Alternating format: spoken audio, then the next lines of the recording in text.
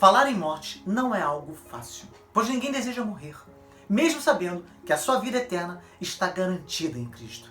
E o que espera é algo que nem olhos viram, nem ouvidos ouviram, nem jamais penetrou no coração dos homens, o que Deus tem preparado para aqueles que o amam. Primeira Epístola de Paulo aos Coríntios 2, versículo 9. É certo que a morte sempre assusta. Achamos difícil enfrentar a primeira morte? Primeira morte? Talvez você se questione. Sim. A Bíblia nos afirma que existe uma segunda morte. Que morte é essa, afinal? A primeira morte é o fim da nossa vida neste planeta. Mas o morrer fisicamente não é o morrer eternamente. A morte física não é o fim da nossa história. Na verdade, a nossa história não terá fim, pois Deus colocou em nós o seu sopro e nós nos tornamos eternos. Não como Deus, pois diferente de nós, Ele sempre existiu, ao passo que nós fomos por Ele criados. No entanto, apesar da eternidade que habita em nós, a nossa vida nesse mundo terá fim por causa do pecado que em nós habita. Pecado este que não foi criado por Deus, mas foi gerado pelo próprio homem quando ele decidiu se voltar contra o seu Criador. A sentença o homem já conhecia, e ainda assim ele resolveu pagar para ver. E nessa atitude de rebeldia, a terra foi amaldiçoada e a morte alcançou toda a humanidade. No entanto, através de Jesus, o homem tem a oportunidade de vencer a morte enquanto ainda vive nessa terra. É exatamente isso que você acabou de ouvir.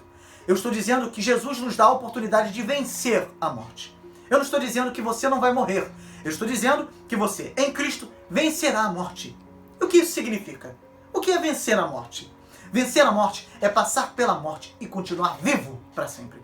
Eu estou falando de vida plena, sem sofrimento algum, vida eterna na presença de Deus, num lugar que não haverá mais os efeitos causados pelo pecado, e onde Deus enxugará de nossos olhos toda lágrima.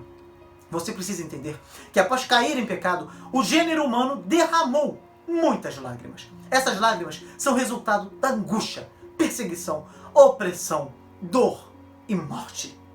Tudo isso durará até o juízo final. Então, finalmente, essas coisas cessarão quando Deus e seu povo estiverem juntos para todo sempre. Deus enxugará de nossos olhos toda lágrima para sempre, porque não haverá mais nenhum motivo para chorar. Ao enxugar de nossos olhos toda lágrima, Deus purificará nossos pensamentos e lembranças de toda a mancha do pecado. Continuaremos sendo quem somos e permaneceremos com as nossas lembranças, mas jamais ficaremos angustiados, tristes e abatidos novamente. Viveremos num estado de plena satisfação com Deus, desfrutando de sua presença gloriosa para sempre. Por isso, a ideia de insatisfação pessoal não fará qualquer sentido, pois nossa vida futura será muito mais sobre Deus do que sobre nós mesmos. Mas lembre-se que o texto nos diz que há uma segunda morte. Se por um lado existe uma vida eterna, por outro existe uma morte eterna. Os que estiverem com Cristo nesta terra viverão em sua doce presença no paraíso e no novo céu e nova terra, onde habitará a justiça.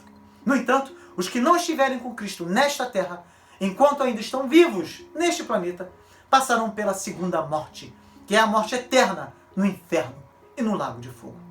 Você pode vencer esta morte terrível, regada por lágrimas e sofrimentos.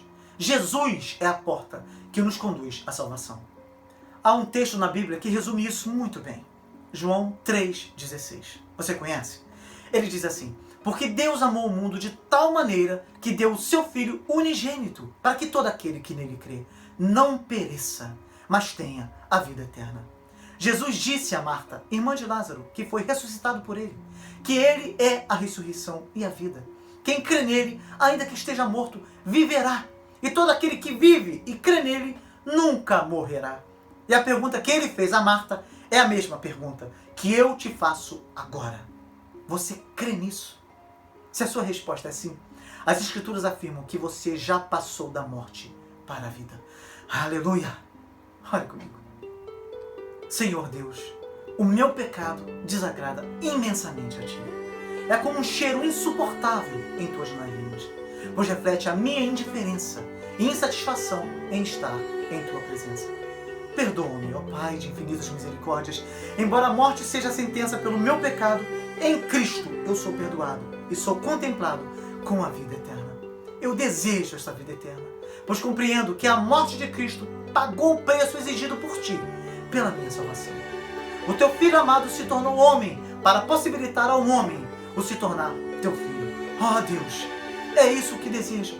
Eu creio em Jesus Cristo e desejo beber da água da vida que só Ele pode dar, para que eu possa viver agora mesmo para a tua glória e desfrutar eternamente de tua doce presença. Que seja assim, ó Deus de amor, em nome de Jesus, meu Senhor e eterno Salvador. Amém.